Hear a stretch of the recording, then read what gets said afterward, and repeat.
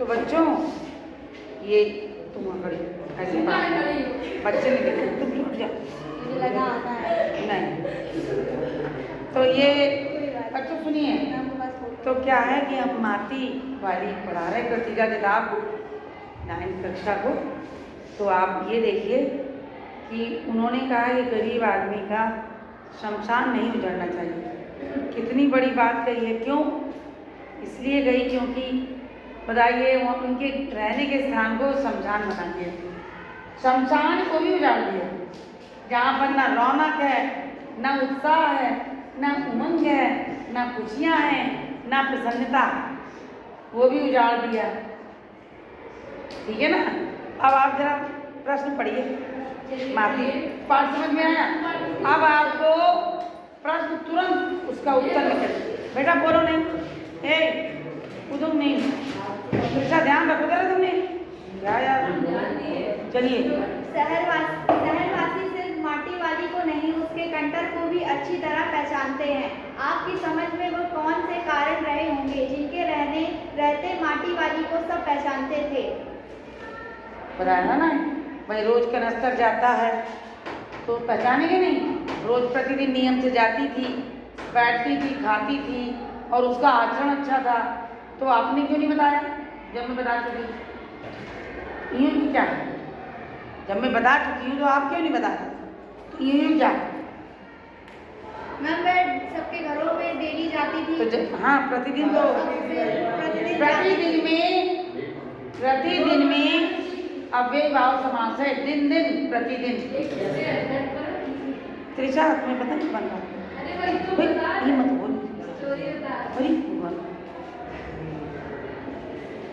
कैसी लड़की है यार। चलो पकड़ो। माटी वाली के पास अपने अच्छे या बुरे भाग्य के बारे में ज्यादा सोचने का समय क्यों नहीं था? क्योंकि काम में व्यस्त थी, अपने दुख में डूबी हुई थी। जीविका का साधन नहीं था। वृद्धावस्था में ढो ढो के ला रही माटी, अपने शब्दों में बनाकर लिखना सीखिए। हाँ। भूख मिटी की भोजन मिटा। नहीं, मैं ये बोल रही हूँ आपसे, भूख मीठी कि भोजन मीठा।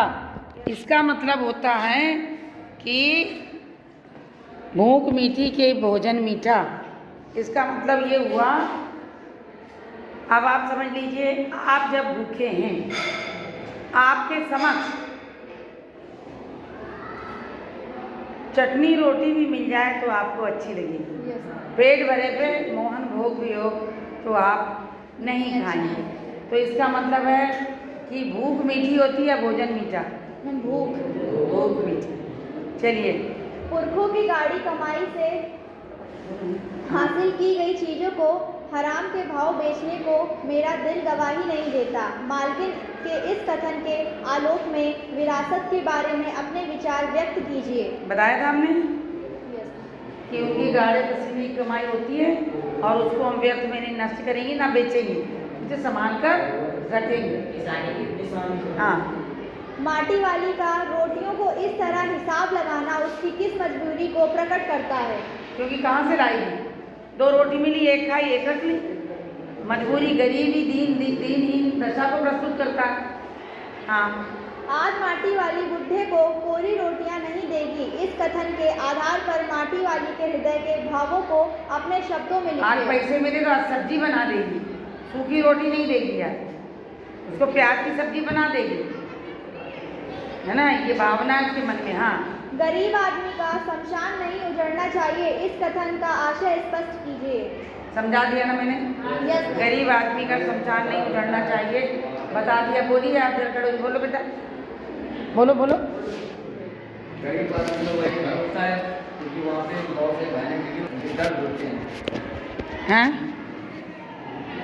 हाँ बोलो। गरीब आदमी का शमशान नहीं उजड़ना चाहिए क्योंकि भाई उनके लिए आखिरी चीज होती है।